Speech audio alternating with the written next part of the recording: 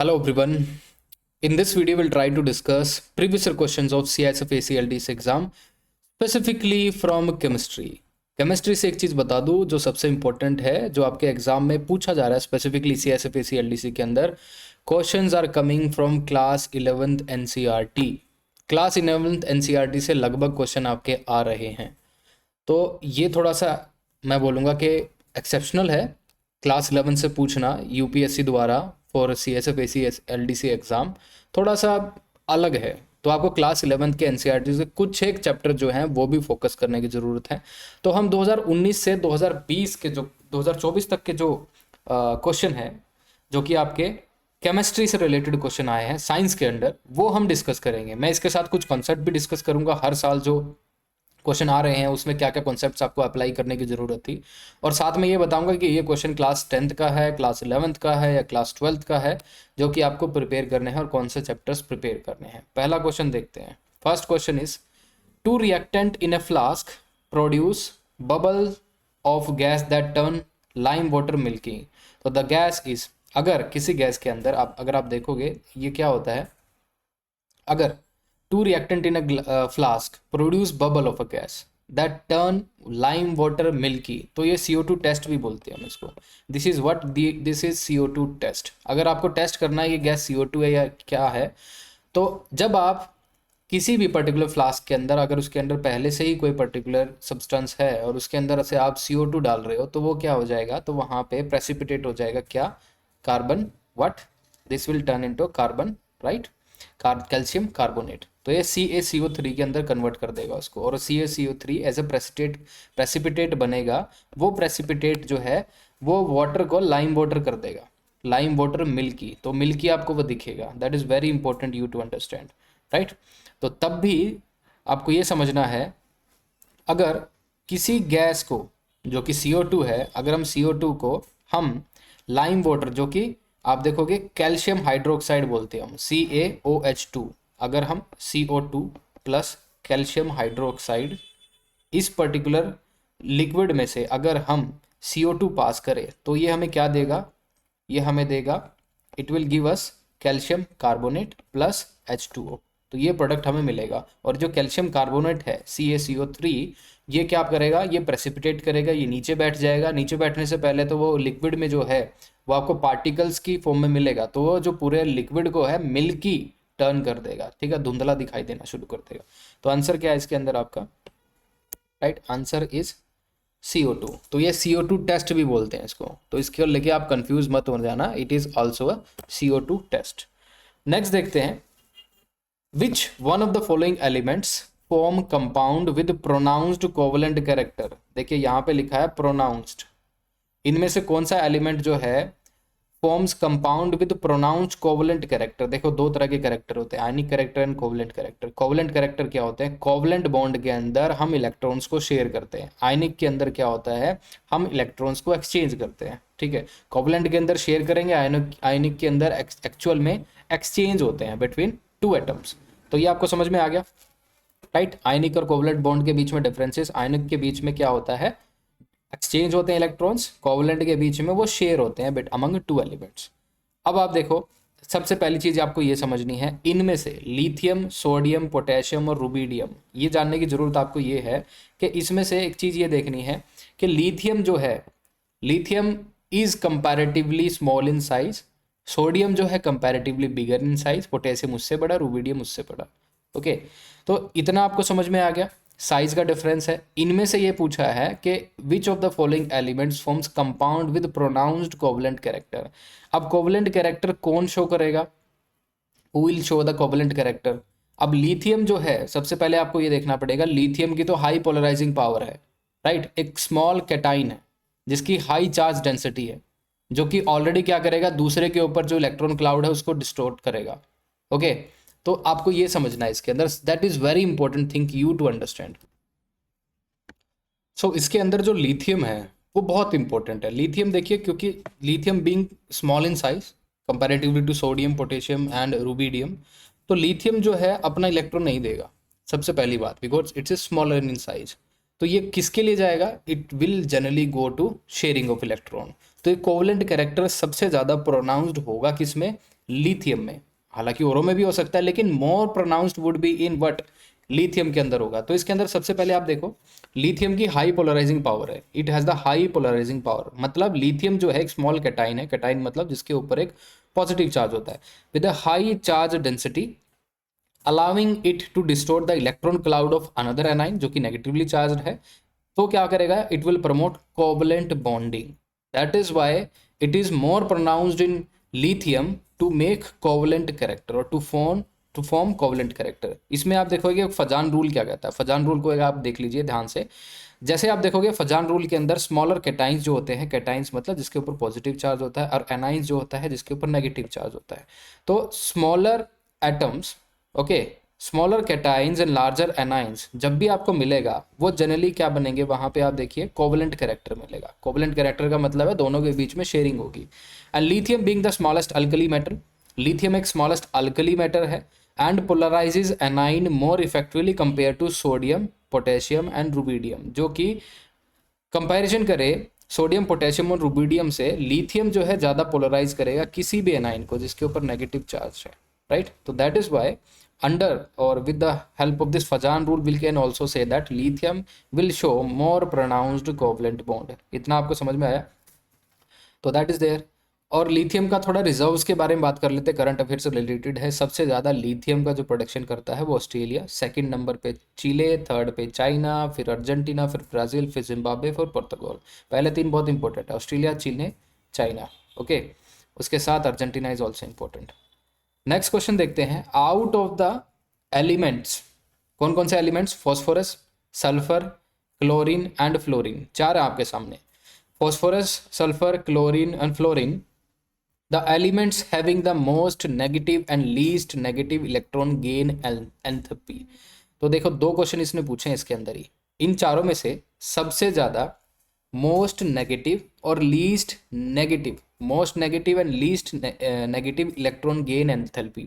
अब सबसे पहले अगर आपको इलेक्ट्रॉन गेन एंथैल्पी समझ में आ गया तो पूरा क्वेश्चन ही क्लियर हो जाएगा। सबसे पहले देखो इलेक्ट्रॉन गेन एंथैल्पी की डेफिनेशन क्या होती है। Electron gain enthalpy is the amount of energy released, here the word जो यूज हुआ है ना, रिलीज ही होगी इसके अंदर। इलेक्ट्रॉन गेन एंथैल्पी के अंदर generally energy will be released, so it is the amount of energy released जब एक न्यूट्रल एटम जो है एक्स्ट्रा इलेक्ट्रॉन लेगा और उसके ऊपर एक नेगेटिव चार्ज बनेगा, मतलब वो आयन बन जाएगा। समझो, इलेक्ट्रॉन गेन एंथैल्पी ये बोलता है कि अगर आपको एक एक्स्ट्रा इलेक्ट्रॉन चाहिए, वो एक्स्ट्रा इलेक्ट्रॉन लेने के लिए आपको कितनी एनर्जी जो है रिलीज करनी पड़ेगी, उसको हम इलेक्ट्रॉन गेन एंथैल्पी बोलते हैं। और ये क्वेश्चन पूछ रहा है out of this four elements, sulphur, phosphorus, chlorine and fluorine, इन चारों में से सबसे ज़्यादा most negative electron gain enthalpy किसकी है और least negative electron gain enthalpy किसकी है। ये तो इलेक्ट्रॉन गेन एंथैल्पी डिपेंड किस पे करता है, it depends upon first of all atomic radius पे और उसके ऊपर न्यूक्लियर चार्ज कितना। न्यूक्लियर चार्ज का मतलब है जेड चार्ज, ठीक है, जेड पॉजिटिव जिसको हम बोलते हैं न्यूक्लियर चार्ज। न्यूक्लियर चार्ज का मतलब होता है कि how strongly the nucleus will hold the electron of its atom. अपने एटम के जो उसके इलेक्ट्रॉन है कितना स्ट्रॉन्गली इसको होल्ड करेगा, उसको हम न्यूक्लियर चार्ज बोलते हैं और उसको जेड पॉजिटिव भी बोलते हैं, ठीक है। इतना समझ में आया?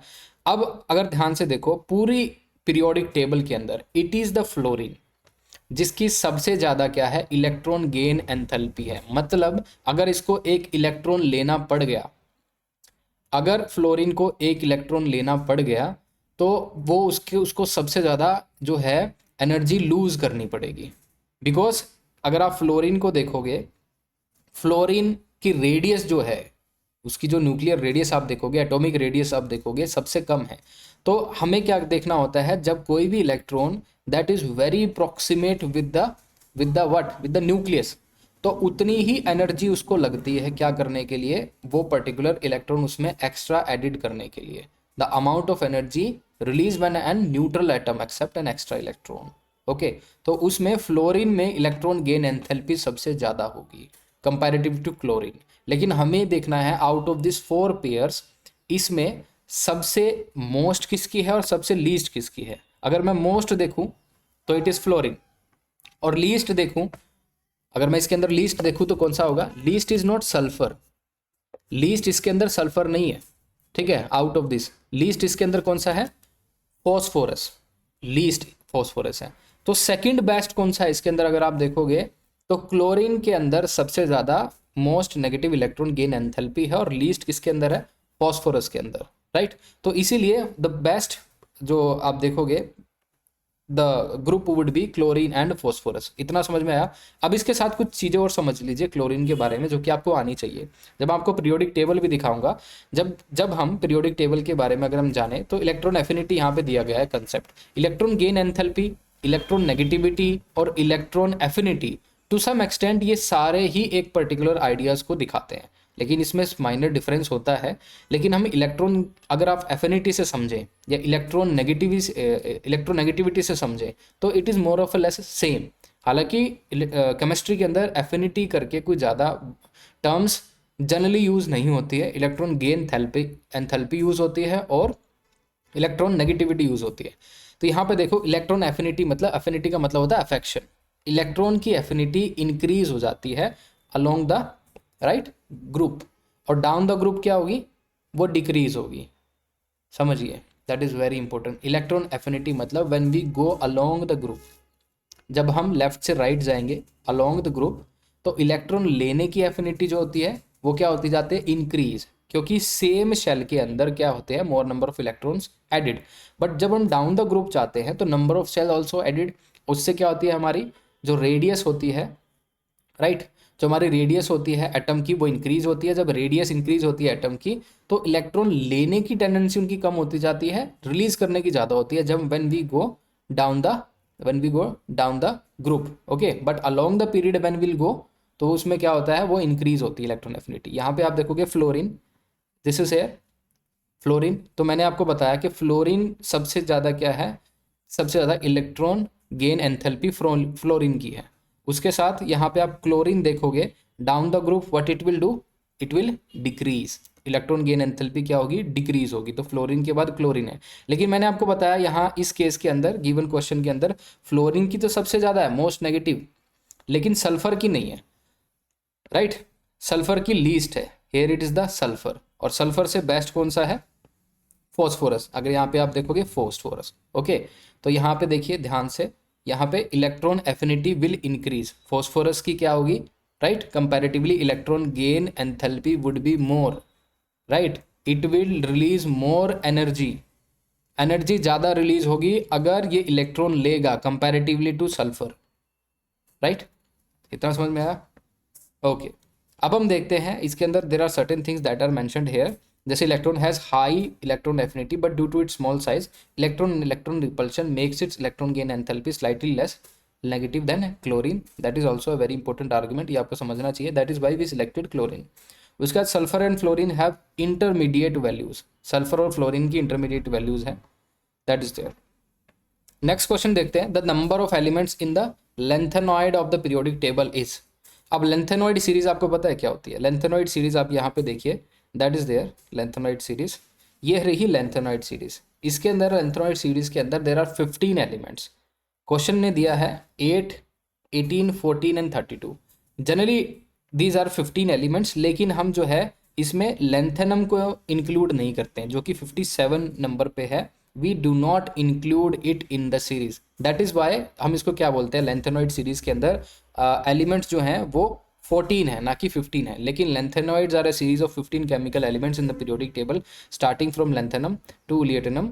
These elements are part of F block and are characterised by the filling of 4 F orbital. जब आप अफवाउ प्रिंसिपल पढ़ोगे तो उसके अंदर क्या है, ये ऑर्बिटल्स कैसे भरते हैं वो सारी चीज़ें बताई गई है। तो इस पर्टिकुलर एक्सेप्शन को याद रखें ना कि लेंथेनम को हम इसके अंदर इंक्लूड नहीं करते हैं। नेक्स्ट इज कैटालिटिक कन्वर्टर क्या होता है, what is catalytic converter and ये किससे बनता है ये आपको पता होना चाहिए। तो कैटालिटिक कन्वर्टर जो है transformed waste gases from the engine of many cars into carbon dioxide. अगर इंजन से, क्योंकि जनरली ये कारों में लगता है या फिर एफिलेंट ट्रीटमेंट प्लांट या फिर जो चिमनीज होती हैं इंडस्ट्रीज़ में, वहाँ पे इसको कैटालिटिक कन्वर्टर को लगाया जाता है। वो करता क्या है, उस एयर के अंदर अगर कार्बन डाइऑक्साइड इसको मिलती है, उस कार्बन डाइऑक्साइड को ये क्या कर देता है, किसी वेस्ट के अंदर ट्रांसफॉर्म कर देता है। बहुत ज़्यादा इंपॉर्टेंट है। तो ये बोलता है कि कैटलिस्ट जो होता है किसी भी रिएक्शन के अंदर, कैटलिस्ट का काम होता क्या है, कैटलिस्ट का काम होता है to basically to fasten the process without being become the part of that process. तो ये कैटलिस्ट का काम होता है। हालांकि अगर आप ये देखोगे जनरली हम इसमें से कौन से कैटलिस्ट को जो है हम यूज़ करते हैं जो कि इनर्ट हो, मतलब जो रिएक्ट ना करे। Copper will react, no doubt about it, copper react करेगा। तो यहाँ से कॉपर जो है कैल्शियम कैंसिल हो गया। सबसे बेटर जो है प्लेटिनियम है एज अ कैटलिस्ट, क्योंकि पैटिलियम जो है नॉन रिएक्टिव है। और उसके बाद आता है रोडियम। ये रोडियम जो है थोड़ा सा न्यूक्लियर कैरेक्टर्स भी शो करता है, but it is an answer, ये बेटर आंसर है comparatively to rhodium and molybdenum, right. इतना आपको समझ में आ गया। तो यहाँ पे आप देखिए catalyst used in catalyst converter is typically made of platinum, palladium, rhodium, तीनों का बना हो सकता है। इन मेटल को हम नोबल मेटल भी बोलते हैं। And this metal are chosen for their excellent catalytic property, resistance to high temperature and corrosion. ज़्यादा टेम्परेचर भी होगा, कोरोड भी नहीं होंगे ये, तो ये बहुत इंपॉर्टेंट चीज़ है। तो most best is suitable is platinum, there comes the palladium, then come the rhodium. Rhodium to some extent it show some nuclear characteristics also. कुछ की फीचर्स होते हैं कैटलिस्ट के प्रोसेस के अंदर, रिएक्शन के अंदर कंज्यूम नहीं होता, रिएक्शन को स्पीड अप करता है, ये एक्टिवेशन एनर्जी को लो करता है किसी भी प्रोसेस को होने से। उसके बाद इसको रीयूज़ किया जा सकता है, बहुत इंपॉर्टेंट चीज़ें हैं। Now coming, which one of the following nutrient is not available in fertilisers. Fertilisers में से कौन से न्यूट्रिएंट इवेंट जो हैं इनमें से अवेलेबल नहीं है। नाइट्रोजन तो होता ही है, तो कोई भी फर्टिलाइजर जब हम देखते हैं तो NPK डायरेक्ट उसको हम बोलते हैं ना। तो इसमें आयरन कैसे आया? आयरन तो फर्टिलाइजर्स का पार्ट होता ही नहीं है। तो आयरन जो है एक माइक्रो न्यूट्रिएंट होता है जो कि प्लांट्स की ग्रोथ के लिए चाहिए होता है, लेकिन फर्टिलाइजर्स का पार्ट नहीं होता। तो iron is a necessary micro nutrient for plant. अब मुझे कमेंट करके ये बता दो, what are the major micro nutrients and macro nutrients. Micro और मैक्रो दोनों न्यूट्रिएंट जो है प्लांट्स को चाहिए वो कौन कौन से हैं? माइक्रो न्यूट्रिएंट के अंदर और मैक्रो न्यूट्रिएंट के अंदर देयर आर डिफरेंट न्यूट्रिएंट्स जो कि आपको पता होने चाहिए, वो मुझे बता दो। तो आयरन जो है माइक्रो न्यूट्रिएंट्स है फॉर प्लांट्स, ओके।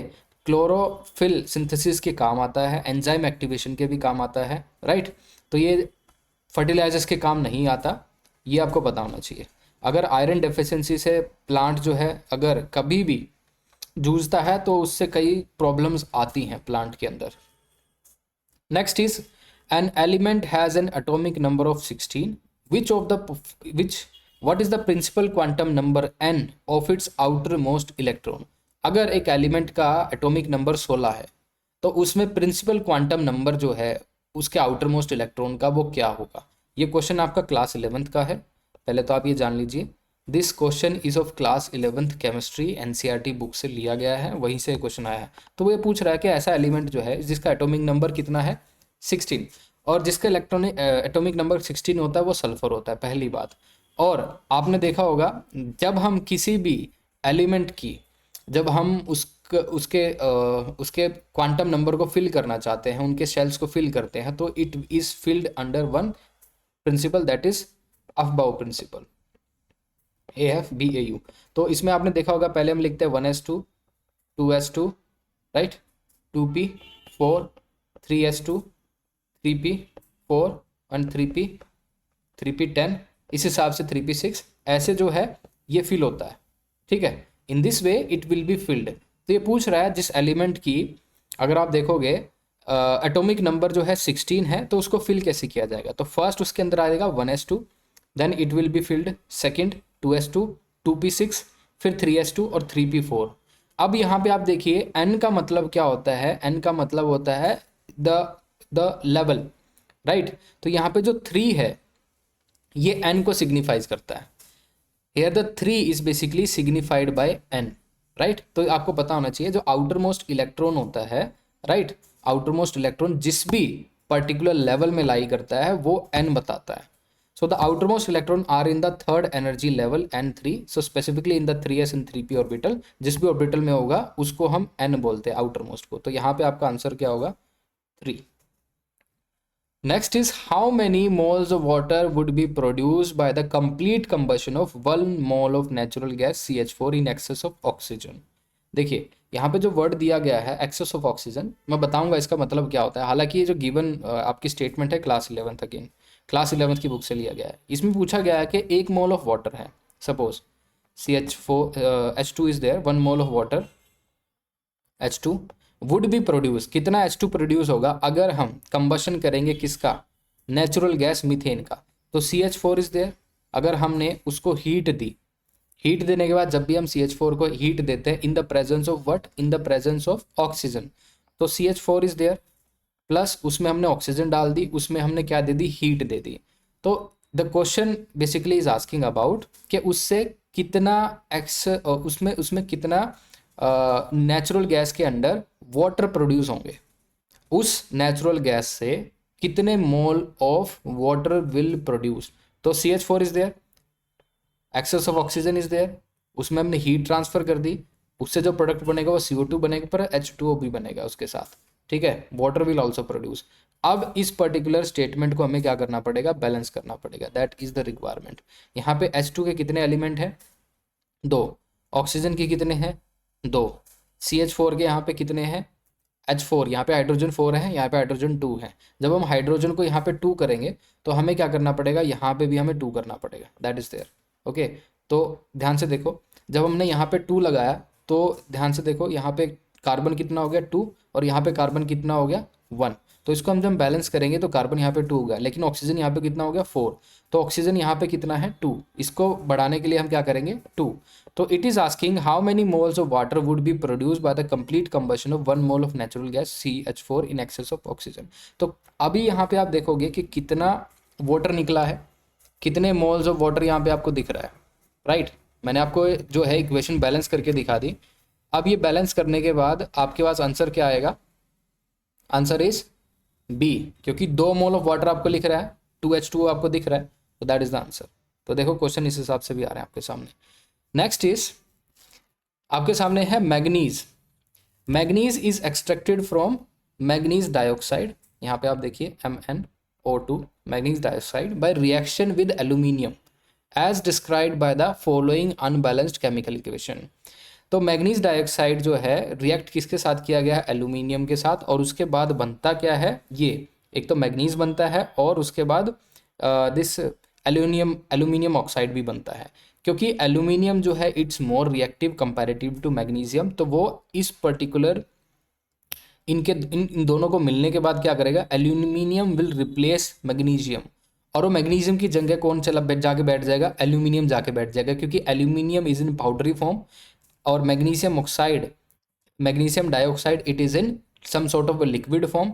जब हम इस पाउडर फॉर्म को इसके ऊपर डालेंगे तो that process would be what, lot of इसके अंदर आप देखोगे एक्सोथर्मिक रिएक्शन होगी, इस हिसाब से बहुत ज़्यादा हीट जनरेट होगी, है ना। तो हीट जनरेट होगी तो उस प्रोसेस में क्या होगा, वो एल्यूमिनियम जो कि मोस्ट रिएक्टिव है मैग्नीशियम को रिप्लेस कर देगा, मैग्नीशियम अकेला रह जाएगा लिक्विड फॉर्म के अंदर, और यहाँ पे और एल्यूमिनियम जो है ये एल्यूमिनियम यहाँ पे ऑक्साइड बन जाएगा टू सम एक्सटेंट। तो इसके अंदर पूछ क्या रहा है, यहाँ पे आपको इक्वेशन दे दी, अब ये पूछ रहा है the number of moles of aluminium required to form 1 mole of magnesium from its oxide. तो कितने मोल ऑफ एल्यूमिनियम चाहिएगा to form 1 mole of magnesium. तो आपको क्या करना है, यहाँ पे इसको पहले बैलेंस करना है, फिर मैं आपको बताता हूँ इसके अंदर करना क्या है, ठीक है।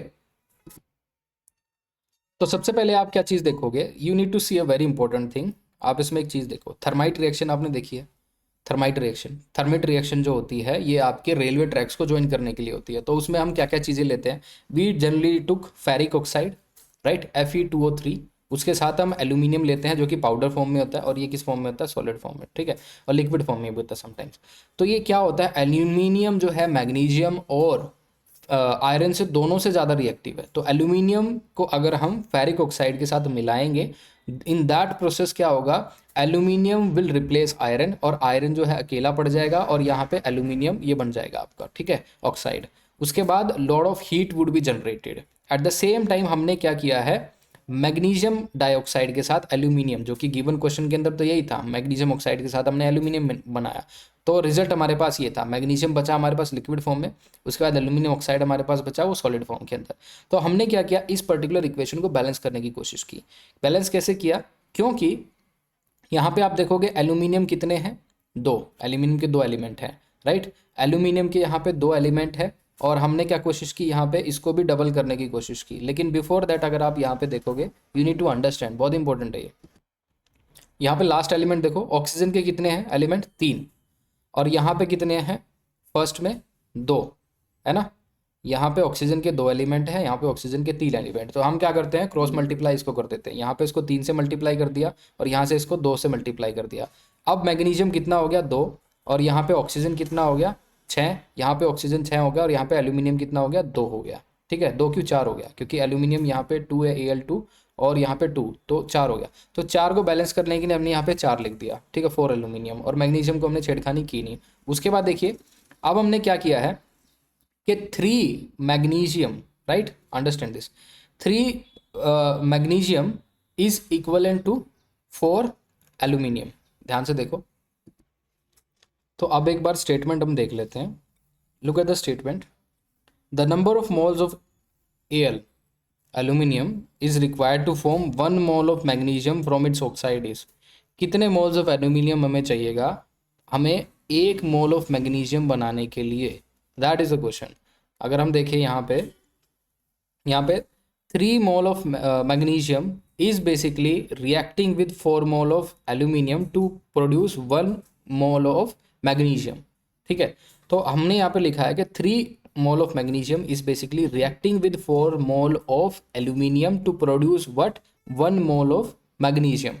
ठीक है, इतना आपको समझ में आया। तो 1 मोल ऑफ मैग्नीशियम अगर आप यहाँ पे लिखोगे, मैग्नीशियम यहीं पे रह गया, और 4 मोल ऑफ एल्यूमिनियम के नीचे जब ये 3 जाएगा, इट इज़ 4/3 ऑफ एल्यूमिनियम। तो ये कितना बना 1.33, ये कितना बना 1.33। तो हमारा आंसर क्या आएगा, आंसर वुड बी 1.33, क्योंकि 4/3 ऑफ एल्यूमिनियम कितना होगा, 4/3 ऑफ एल्यूमिनियम वुड बी 1.33। तो number of moles of aluminium is required 1.33 moles of aluminium is required to form 1 mole of magnesium, 1 mole of magnesium बनाने के लिए। ठीक है, तो ये समझ में आना चाहिए, इतना आंसर आपको आना चाहिए। Next is which one of the following aqueous solution will be neutral. अब आप देखिए इसमें से कौन सा एक्वस सॉल्यूशन जो है न्यूट्रल होगा। ये काफ़ी इंटरेस्टिंग कॉन्सेप्ट है, एनसीईआरटी क्लास 11th का ही है, it is class 11th, very important you to understand.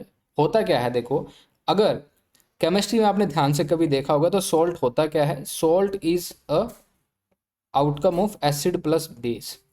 जब हम एसिड प्लस बेस को बनाते हैं तो हमारे पास क्या बनता है, सॉल्ट बनता है। समटाइम्स जब आप देखोगे अगर कोई सॉल्यूशन एसिडिक है, उसके पीछे रीज़न क्या होता है, एसिडिक इसलिए होता है क्योंकि उसमें स्ट्रॉन्ग एसिड होता है प्लस वीक बेस होता है, उसको हम बोलते हैं एसिडिक। अगर आपको कोई सॉल्यूशन जो है बेसिक मिलेगा तो एक चीज़ उसमें मिलेगी आपको, उसमें आपको स्ट्रॉन्ग बेस मिलेगा और वीक एसिड मिलेगा। अगर आपको कोई न्यूट्रल मिलता है solution, if any solution you find neutral, तो उसमें स्ट्रॉन्ग एसिड होगा प्लस स्ट्रॉन्ग बेस होगा, तो तभी क्या बनेगा, न्यूट्रल बनेगा। इतना आपको समझ में आया, ठीक है। अब यहाँ पे देखिए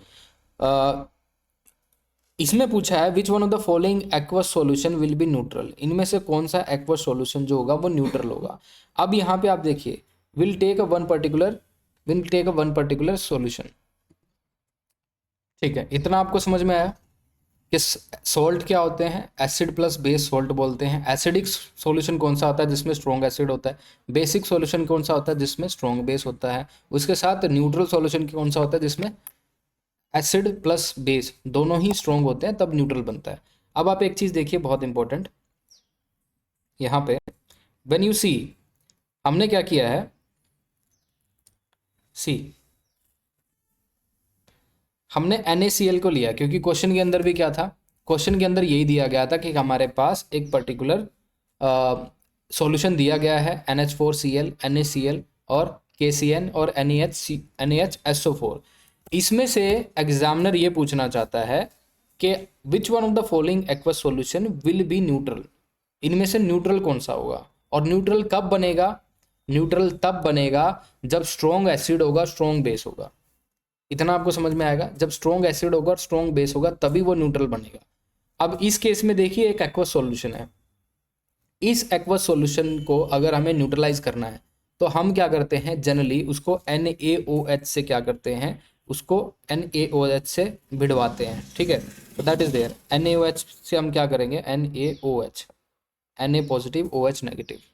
तो जब हम NH4Cl और उसके साथ NaOH का रिएक्शन करवाएंगे तो क्या बनेगा, एक बार ये देखते हैं, राइट। NaOH और HCl। तो क्या बनेगा, NaCl को जब हमने क्या किया, you need to see, that is there.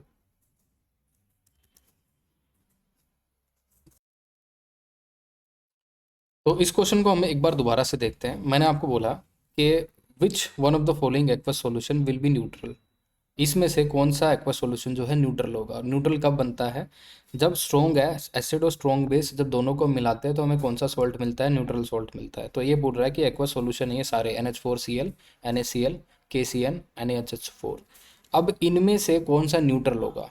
और ये एक्वस सॉल्यूशन है। एक्वस सॉल्यूशन का मतलब क्या है, इसमें हम क्या मिलाएंगे, H2O, राइट। जब हम H2O मिलाएंगे तो आपको ये समझना पड़ेगा कि H2O को जब हम डिसोशिएट करते हैं तो क्या बनता है, OH, राइट, और H। तो OH नेगेटिव और H पॉजिटिव ये रहता है हमेशा। तो इस OH नेगेटिव और H पॉजिटिव को हम हर एक इस पर्टिकुलर कंपाउंड के साथ रिएक्ट कराएंगे। जैसे मैं करवाने की कोशिश करता हूँ आपके सामने। Suppose I have reacted it with NH4 and Cl।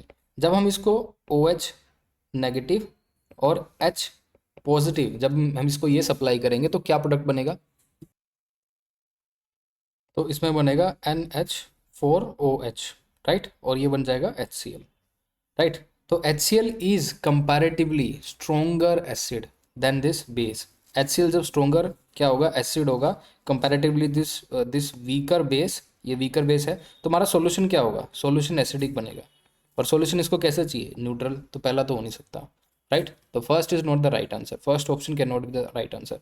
दूसरा केस अगर हम देखें, अगर हम दूसरे केस को ले, NaCl, राइट, NaCl को अगर हम एक्वस सॉल्यूशन के अंदर डालें तो दैट एक्वस सॉल्यूशन न्यूट्रल होगा, एसिडिक होगा, बेसिक होगा, ये हमें पता लगाना है। तो NaCl अगर हम उसको देखें तो OH नेगेटिव और H पॉजिटिव। अब यहाँ पे देखो ये क्या बनेगा, NaOH प्लस HCl।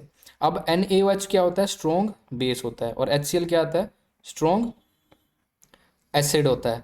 तो हमारा क्या बन गया, सॉल्यूशन न्यूट्रल बनता है। ऐसे ही अगर आप KCN के साथ करोगे तो आपको ये देखना है KCN के अंदर, ठीक है, KCN इसके साथ जब आप करोगे OH नेगेटिव और Cn, राइट, पॉजिटिव, तो यहाँ पे KOH बनेगा और उसके साथ HCN बनेगा, ठीक है। तो इसके अंदर आप ये देखिए जो ये HCN है और KOH है, ये बहुत इंटरेस्टिंग है, आपको पता लगाना चाहिए। यहाँ पे आप देखोगे जो HCN बनेगा एक वीक बेस बनेगा, राइट, या क्या बनेगा, HCl एक वीक एसिड बनेगा, ओके, क्योंकि एक वीक बेस है, it will turn into an weak acid. और ये जो वीक एसिड बनेगा और उसके साथ ही क्या है, एक KCN भी था, राइट, KOH था और एक HCN था। HCN एक वीक एसिड हो गया और वो एक स्ट्रॉन्ग बेस हो गया, तो आंसर क्या आएगा आपका, that would be a basic in nature, neutral वो भी नहीं रहेगा। ऐसा ही NaHSO4 के साथ है, राइट, NaHSO4 के साथ है। तो आपका आंसर क्या होगा, NaCl, क्योंकि NaCl को जब हम एक्वस सॉल्यूशन में डालेंगे तो एक्वस सॉल्यूशन से रिएक्ट करने के बाद दो चीज़ बनेंगी हमारी, एक बनेगा KOH जो कि एक स्ट्रॉन्ग बेस है और HCN एक स्ट्रॉन्ग एसिड है, दोनों मिलके क्या बनाएंगे, एक न्यूट्रल सॉल्यूशन बनाएंगे। That is answer. नेक्स्ट देखते हैं, gases can be liquefied by. देखो गैस को लिक्विफाई कैसे कर सकते हैं हम, हाई प्रेशर लो टेम्परेचर। तो आंसर क्या होगा इसका, हाई प्रेशर और low temperature, that is the answer. तो applying pressure and reducing temperature, तो इस हिसाब से आंसर क्या होना चाहिए आपका, your answer should be B, right. तो आंसर आपका बी हो गया। नेक्स्ट देखते हैं 2021 के अंदर जो भी क्वेश्चन आए हैं CSF ACLDC एग्जाम के अंदर केमिस्ट्री से, उसको देख लेते हैं। आपके सामने है सोडियम क्लोरेट किस लिए यूज होता है, सोडियम क्लोरेट, क्या सोडियम क्लोरेट को हम टेक्सटाइल के अंदर यूज करते हैं, मैच इंडस्ट्रीज, मैच मतलब माचिस जो बनाते हैं, एंटीसेप्टिक, डिसइंफेक्टेंट। देखिए सोडियम क्लोरेट जो होता है ब्लीचिंग के काम आता है। जब ये ब्लीचिंग के ही काम आता है तो इसका मतलब क्या हो गया, किसके अंदर काम आएगा, टेक्सटाइल के अंदर ही काम आएगा, क्योंकि ब्लीचिंग सबसे ज़्यादा वहीं होती है, डाइंग वहीं पे होती है। तो sodium chlorate it generally removes impurities and unwanted colors from fabrics creating a consistent base for dyeing और printing। तो ब्लीचिंग के काम आता है क्या, सोडियम क्लोरेट, याद कर लो इसको, बहुत इंटरेस्टिंग है। डाइंग के काम आता है प्रिंटिंग, टैनिंग करने के दौरान हर्बिसाइड्स, जैसे आप देखोगे सोडियम क्लोरेट जो है एज ए हर्बिसाइड भी काम आता है एग्रीकल्चर के अंदर, पेपर की मेकिंग में, डिसइंफेक्टेंट में, पोछा लगाने में, एक्सप्लोजिव्स के अंदर भी, और एक्सट्रैक्शन ऑफ ब्रोमीन्स के अंदर भी, वहाँ पे भी सोडियम क्लोरेट क्या होता है, यूज होता है। तो right answer would be this, textile, printing and dyeing. Next question देखते हैं, who among the following is known as the father of nuclear physics. इसमें से अगर हम देखें फादर ऑफ न्यूक्लियर फिजिक्स किसको बोलते हैं, यहाँ पे आप देखोगे J J Thomson can not be called as in father of nuclear physics, क्योंकि जे जे थॉमसन ने रदरफोर्ड का जो मॉडल आया था उसको इंप्रूव किया था, तो ये तो है नहीं। नील बोर ने अलग मॉडल दिया था, वो फादर ऑफ न्यूक्लियर फिजिक्स है नहीं। असल में इसका आंसर है रदरफोर्ड। रदरफोर्ड की भी कुछ डिलिमिटेशंस थी, वो भी आपको पता होना चाहिए, what are the delimitation of Rutherford model, right. तो रदरफोर्ड जो है ये नहीं बता पाया था जो ऑर्बिट करते हैं इलेक्ट्रॉन्स उनकी एनर्जी कहाँ से आती है। अगर एक टाइम के बाद अगर वो कंप्लीट रेवोल्यूशन लगाते ही रहते हैं electrons in the surrounding of the nucleus, they must dissipate energy in the longer term, और वो न्यूक्लियस के अंदर गिर जाने चाहिए। जब न्यूक्लियस के अंदर इलेक्ट्रॉन गिरेगा तो एटम शुड बी डिस्ट्रॉयड। तो उस चीज़ को एक्सेप्ट बता नहीं पाए थे, तो उसको किसने बताया, थॉमसन और नील बोर्स ने उसको क्या किया, एक्सप्लेन किया, that is there. Next is pH of blood is, pH of blood जो है जनरली ह्यूमंस का वो 7.2 से 4 के बीच में रहता है। ओके 7.2 से 7.4 के बीच में रहता है। अब ना तो 7 होगा ना 6.5 होगा, और 7.2 से तो कम ही है 7.15, तो right answer would be 7.40। Okay, उसके साथ देखते हैं conversion of limestone to quick lime is an example of. देखिए लाइमस्टोन को अगर हम क्विक लाइम के अंदर कन्वर्ट करें तो वो कौन सी रिएक्शन होगी, उस रिएक्शन को हम क्या बोलते हैं। उससे पहले आपको थोड़ा प्रोसीजर जो है वो सीखना पड़ेगा। उस प्रोसीजर को सीखने के लिए आपको आपके सामने मैं एक इक्वेशन रखता हूँ, ठीक है।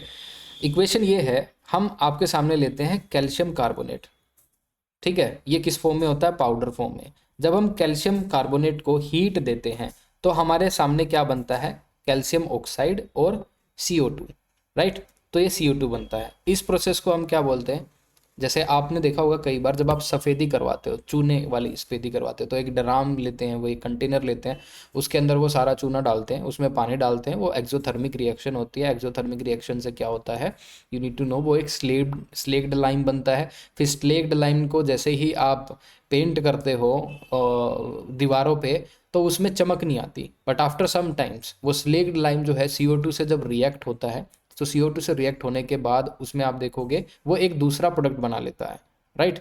तो उसके बाद क्या होता है, वहाँ से अनवांटेड वाटर जो है सफ़ेदी में से रिमूव हो जाता है और उसकी पपड़ी बन जाती है और उसमें थोड़ी सी शाइनिंग आ जाती है, ठीक है। तो ये प्रोसेस आपको सीखना है। So the conversion of limestone, जिसको हम कैल्शियम कार्बोनेट बोलते हैं, to quick lime through heating is an example of decomposition reaction. पहले तो आंसर इसका डीकम्पोजिशन होगा कि one particular substance is decomposed into another thing, और ये एक थर्मल डीकम्पोजिशन भी है क्योंकि इसमें lot of heat is basically, lot of heat is generating. It involves break down a compound into a simpler substance using heat. मैं आपको इसका पर्टिकुलर पूरा बता देता हूँ ये कैसे काम करता है। ओके जैसे यहाँ पे देखिए, this are certain things in front of you. ये आप देखोगे, देखिए this is what, calcium oxide, है ना। सबसे पहले अगर आप देखोगे this, suppose this is calcium carbonate, उसको हमने हीट दी, ये क्या बन गया, कैल्शियम ऑक्साइड, और उससे CO2 भी जनरेट होगी। इसको हम थर्मल डीकम्पोजिशन बोलते हैं। अब ये CO2 ये क्या है, ये क्विक लाइम है, ये हमारा फाइनल प्रोडक्ट बन जाता है। लेकिन इन बिटवीन भी आपको ये देखना है, जब ये कैल्शियम ऑक्साइड है जिसको हम क्विक लाइम बोलते हैं, अगर इसमें हम पानी मिलाएंगे तो ये क्या बनेगा, स्लेक्ड लाइम। ये इंटरमीडिएटरी प्रोडक्ट है स्लेक्ड लाइम, और इसमें भी हीट क्या बनेगी, राइट, यहाँ पे भी हीट बनेगी। अब आप देखिए जब हम CO2 को दिस स्लेक्ड लाइम को दीवारों पे पोत देंगे, तो स्लेक्ड लाइम को दीवारों पे लगाने के बाद क्या होता है, that particular slaked lime will be exposed with CO2। जब वो CO2 से एक्सपोज्ड हो जाएगी, तो CO2 से एक्सपोज्ड होने के बाद क्या बनाते हैं वो, कैल्शियम कार्बोनेट, जो कि हमने शुरुआत के अंदर जो प्रोडक्ट लिया था वही लास्ट में बन गया। जो प्रोडक्ट हमने शुरुआत में लिया था वही प्रोडक्ट लास्ट में बन गया, दीवारों पे वही रह गया। बचा हुआ क्या हुआ, जो वाटर जो है वो सफ़ेदी करने के बाद उसमें से निकल जाता है, water would be precipitated down. Okay, final product क्या बनेगा, कैल्शियम कार्बोनेट, इसीलिए वो शाइनी होता है, उसके अंदर से आप देखोगे शाइन आएगी। So that is there. तो आंसर हो गया आपका डीकम्पोजिशन रिएक्शन।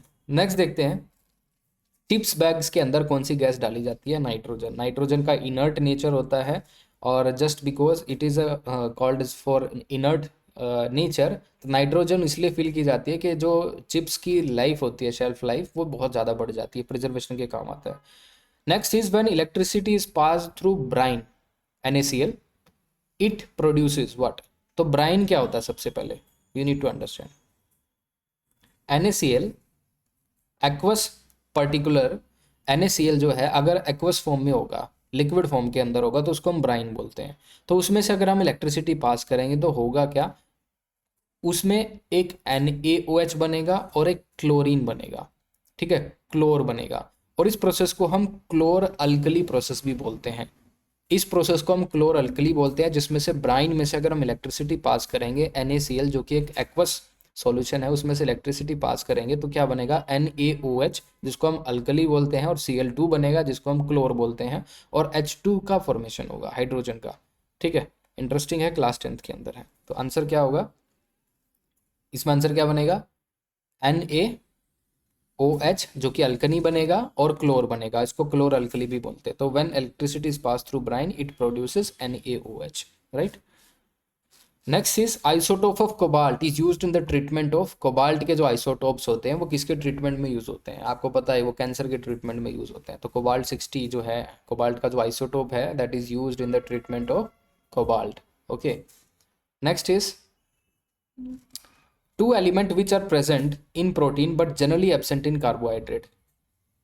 दो ऐसे एलिमेंट जो कि प्रोटीन में प्रेजेंट होते हैं लेकिन कार्बोहाइड्रेट के अंदर वो क्या होते हैं, एब्सेंट होते हैं। यहाँ पे आप देखिए, इसको बहुत इंटरेस्टिंग है। प्रोटीन के अंदर वो होंगे दो ऐसे एलिमेंट और कार्बोहाइड्रेट के अंदर वो नहीं होते। ऐसे कौन से क्या है प्रोडक्ट है। तो आंसर वैसे इसका नाइट्रोजन एंड सल्फर है, क्योंकि नाइट्रोजन और सल्फर जो है दोनों अटैच्ड होते हैं किस में, प्रोटीन में। लेकिन कार्बोहाइड्रेट में नाइट्रोजन और सल्फर होते ही नहीं है, राइट। कार्बोहाइड्रेट में कार्बन की एक लॉन्ग चेन होती है, उसमें नाइट्रोजन सल्फर नहीं होता। प्रोटीन में आपको पता है अमीनो एसिड जब आप खाते हो तो उसमें नाइट्रोजन टू सम एक्सटेंट होता है ना। हाँ, तो दो element that are present in protein but generally absent in carbohydrate are nitrogen and sulphur, क्योंकि this element is fundamental component of amino acid which are the building blocks of protein. और carbohydrate में अगर आप देखो, carbon के बने होते हैं वो, हाइड्रोजन के, ऑक्सीजन के, एंड उसके अंदर कोई नाइट्रोजन नहीं होता। Sulphur is found in certain amino acid such as cysteine and methionine, तो ये भी पता होना चाहिए। नेक्स्ट देखते हैं 2022 के अंदर क्या आता है CISF ACLDS एग्जाम के अंदर। पहला क्वेश्चन है, which of the following compound is present in antacid tablet. Antacid मतलब जो कि एंटी एसिड के अगेंस्ट काम करे। Which are use to cure indigestion and acidity in the stomach. पहले देखिए, sodium hydroxide, potassium hydroxide, lithium hydroxide और aluminium hydroxide. अब यहाँ पे जो लिखा है सोडियम हाइड्रोक्साइड, क्या आपको लगता है इसका आंसर सोडियम हाइड्रोक्साइड है? अगर है तो क्यों है, पहले तो ये पता होना चाहिए आपको। और क्या इसका आंसर पोटेशियम हाइड्रोक्साइड है, लिथियम हाइड्रोक्साइड है, एल्यूमिनियम हाइड्रोक्साइड है? देखिए, सोडियम जो होता है, sodium is highly reactive, potassium is also highly reactive. Sodium को अगर हम पानी में डाल दें तो बहुत ज़्यादा रिएक्ट करता है, आपने देखा होगा, ठीक है। That is not safe. First of all, sodium आपने देखा होगा अगर हम उसको पानी में डाल दें तो वो बहुत वायलेंटली रिएक्ट करता है, आपने लैब में टेस्ट भी किया होगा। पोटेशियम भी वायलेंटली रिएक्ट करता है वाटर के साथ, ठीक है। एल्यूमिनियम हाइड्रोक्साइड नहीं करता। तो जब आप इनो विनो लेते हो उसके अंदर क्या होता है, जनरली हम उसके अंदर हम या तो हम उसके अंदर एल्यूमिनियम हाइड्रोक्साइड यूज़ करेंगे, या फिर हम कैल्शियम कार्बोनेट यूज़ कर सकते हैं, मैग्नीशियम हाइड्रोक्साइड यूज़ कर सकते हैं, एल्यूमिनियम हाइड्रोक्साइड यूज़ कर सकते हैं, और सोडियम बाइकार्बोनेट भी यूज़ कर सकते हैं। ये नहीं यूज़ करेंगे because they are really reactive, right. तो right answer would be aluminium hydroxide can work as antacid. उसके अलावा कैल्शियम कार्बोनेट भी, मैग्नीशियम हाइड्रोक्साइड भी, एल्यूमिनियम हाइड्रोक्साइड भी और सोडियम बाइकार्बोनेट भी will work as what, antacid. Sodium bicarbonate का दूसरा नाम तो पता ही आपको, बेकिंग सोडा है, ओके। उसके बाद मैग्नीशियम हाइड्रोक्साइड अगर आप देखोगे, it is also used in reducing acidity. ये सारे काम ये करते हैं, राइट। नेक्स्ट है, which is the state of matter in a glowing fluorescent tube. Fluorescent tube तो आपने देखी होगी, पहले आती थी, अब तो नहीं आती वो CFL। तो उसके अंदर जो स्टेट ऑफ मैटर होती है, जो लाइट जलती थी, वो लाइट की स्टेट कौन सी होती है? क्या वो गैसीय स्टेट होती है, लिक्विड स्टेट होती है? वो जनरली प्लाज्मा के अंदर होती है। और प्लाज्मा क्या होता है, right. Plasma is formed when an electric discharge passes through the gas अगर कोई इलेक्ट्रिक डिस्चार्ज कि उसके अंदर एक गैस भी होती है, उस गैस में से अगर वो इलेक्ट्रिक डिस्चार्ज पास होता है तो वो जो फ्लोरोसेंट जो कैरेक्टरिस्टिक्स है ट्यूब की वो दिखती है हमें। So which typically contain low pressure mercury vapour along with noble gas such as argon. उसके अंदर या तो आर्गन होगी या हीलियम होगा और मरकरी के कुछ वेपर होंगे जो कि उसको फिलामेंट को क्या करेगी, फिलामेंट को आप देखोगे वो फ्लोरोसेंट मतलब उसको चमकाएगी, ग्लो करेगी, राइट। नेक्स्ट देखते हैं John Goodenough, a Nobel prize winner recently passed away. हालांकि ये करंट अफेयर का क्वेश्चन है, तो उनको किसके लिए नोबेल प्राइज मिला था, राइट। करंट अफेयर का क्वेश्चन है, हालांकि आपकी केमिस्ट्री से रिलेटेड नहीं है, it is no more related to chemistry, but आपको थोड़ा बहुत पता होना चाहिए। अगर मैं इसको बताऊं, सो टू सम एक्सटेंट ये अगर आप देखोगे it's an example of what, अगर आप देखोगे so he is basically awarded because of this developing lithium ion battery. तो लिथियम आयन बैटरी की डेवलपमेंट के लिए इनको नोबेल प्राइज मिला था, बहुत इंटरेस्टिंग है। लिथियम आयन बैटरी आज के टाइम पे क्या है, फेमस है ना, तो इसलिए आपको पता होना चाहिए। उसके बाद अगर इस क्वेश्चन को और एनालाइज करें तो ये देख लिए क्लोरोप्रोमाजिन। क्लोरोप्रोमाजिन की अगर हम देखें सिंथेसिस जो है कब हुई थी और किसने की थी, यहाँ पे एक कंपनी है फार्मास्यूटिकल कंपनी जैसी, that is Rhone Poulenc, okay, and it is developed by Henri Laborit. बस इसका नाम पता होना चाहिए। मॉर्फिन देखे तो मॉर्फिन वर्ल्ड वॉर 2 के अंदर बहुत ज़्यादा यूज हुई थी। मॉर्फिन जो है वो पेन को एकदम रिड्यूस कर देती है, it is some sort of a sedative effect, okay. तो ये बनाई किसने थी morphine, it was first isolated by Friedrich Serturner, right. ये फिर बाद में मेडिकल यूज़ के लिए बहुत ज़्यादा यूज़ हुई थी। नेक्स्ट देखते हैं which of the following substance is not used as a lubricant in heavy industries. Heavy industries में कौन सा ऐसा सब्सटेंस है जो एज अ लुब्रिकेंट नहीं यूज होता है ना। कौन सा नहीं होता है हैवी इंडस्ट्रीज के अंदर एज अ लुब्रिकेंट, जाहिर सी बात है ग्लास, है ना। ग्लास को हम यूज़ नहीं करते, glass is very abrasive. Graphene को तो हम यूज़ करते हैं हैवी इंडस्ट्रीज़ के अंदर, क्योंकि जो ग्राफीन होती है अगर एक के ऊपर एक अगर लेयर्स होती हैं तो those layers are heavily sliding, उनको हम हैवी इंडस्ट्रीज़ के अंदर एज अ बेस्ट लुब्रिकेंट भी यूज़ करते हैं ग्राफीन को। टेल्कम पाउडर जो आप कैरम बोर्ड में डालते थे वो टेल्कम हो गया। सैंड को भी आप डाल सकते हो, बट डिपेंड करता है सैंड कितनी फाइन है, ओके। तो these can be used N lubricant in heavy industries, okay। Next देखते हैं which one among the following metal is not a ferromagnetic material. इनमें से कौन सा फेरोमैग्नेटिक मटेरियल नहीं है। यहाँ पे आप देखोगे answer is what, answer is what do you think, इसमें से कौन सा आंसर है। कोबाल्ट है, सिल्वर है, आयरन है, निकल है। सिल्वर क्या है, नॉन फेरोमैग्नेट। कभी भी आपने देखा होगा कि जो आप चांदी की ज्वेलरी पहनते हो सिल्वर की, क्या वो चुंबक को चिपकती है, नहीं चिपकती, ठीक है, वो फेरोमैग्नेट नहीं है। कोबाल्ट चिपक जाएगा, आयरन निकल सब चिपक जाएगा, ठीक है। Next is which of the following are the major contaminants from industries and households that cause cultural eutrophication. Eutrophication क्या होता है, मतलब किसी एरिया के अंदर एल्गी बूम, एल्गी का बहुत ज़्यादा बढ़ जाना। और ये कब होता है, जब सपोज किसी भी पॉन्ड के अंदर कोई बहुत ज़्यादा फर्टिलाइजर्स या फिर नाइट्रेट्स बहुत ज़्यादा एक्यूमुलेट हो जाए। नाइट्रेट्स जो है एक खुराक होती है एल्गी की, अगर एल्गी को ये सब कुछ मिल गया तो वहाँ पे एल्गी बूम होता है, एकदम से बहुत ज़्यादा एल्गी आपको वहाँ पे मिलेंगी, राइट। तो आंसर होगा इसका, answer would be nitrates and phosphate, C.